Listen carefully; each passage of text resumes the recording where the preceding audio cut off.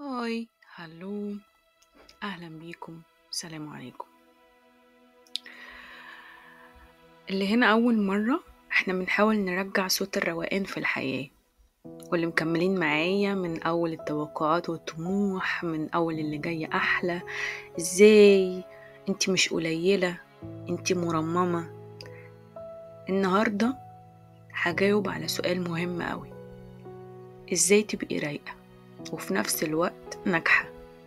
هل ينفع الاتنين؟ ينفع. هحكي لك حكاية غيرت مفهوم النجاح عندي. كان في قصة واحدة ست ألمانية اسمها إيفا ماريا.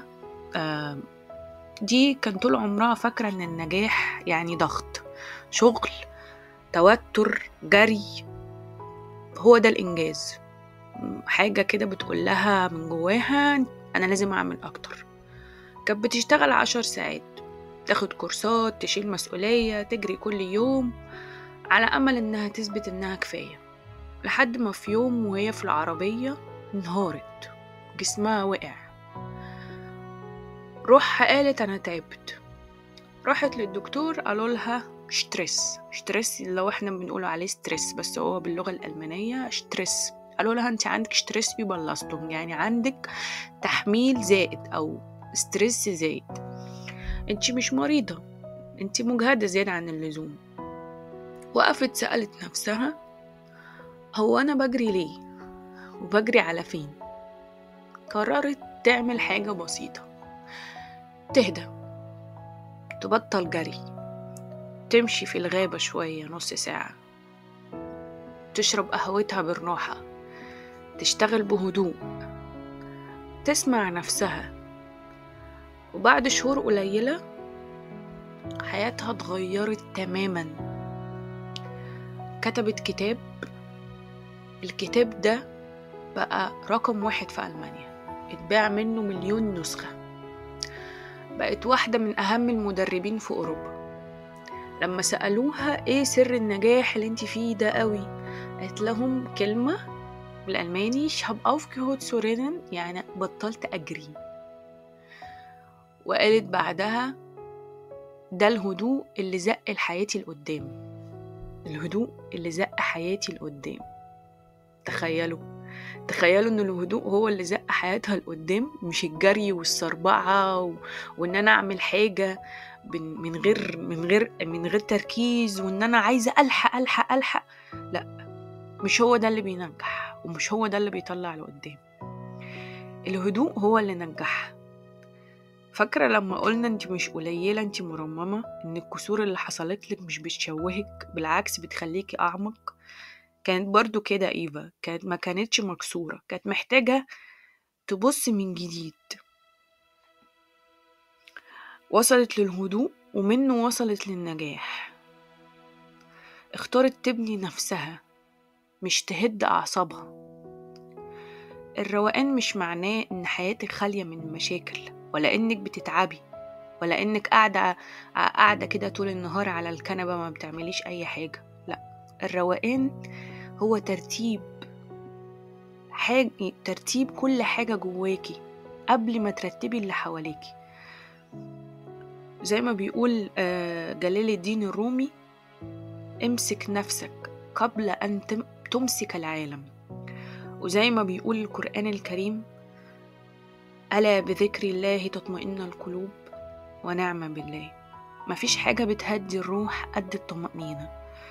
وفي حتى بالمناسبة مثل ياباني بيقول: الماء الهادئ أقوى من العاصفة. سبحان الله. ايه اللي نعمله عشان نهدى، وعشان نبقى رايقين وفي نفس الوقت منجزين وناجحين؟ أول حاجة، قولي لأ. أنا وقتي ما يسمحش بالحاجة دي دلوقتي.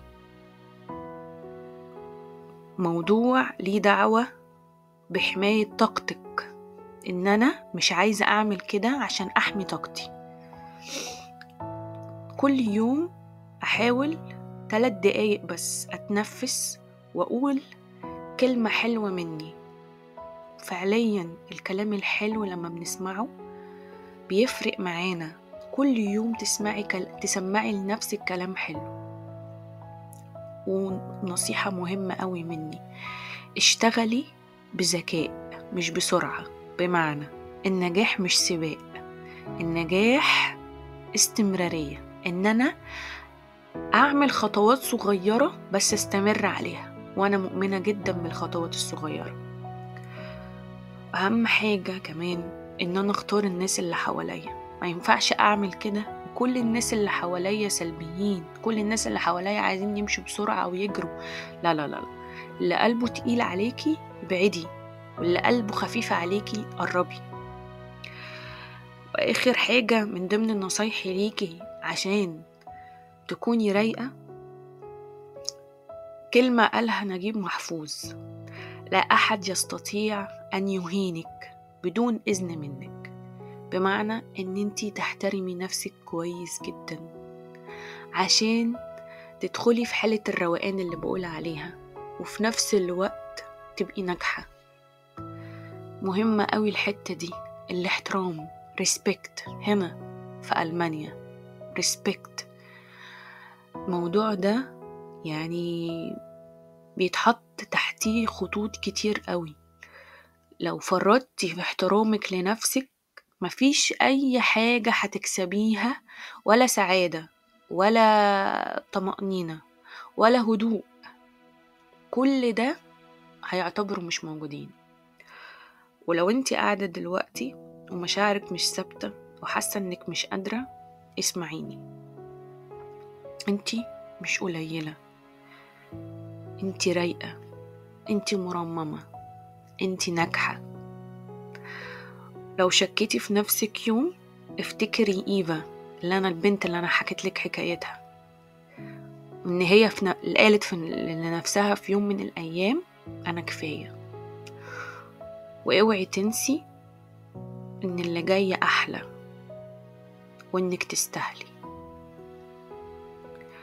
معانا ومعاكم ساندرا موسى، أشوفكم في الحلقة الجاية.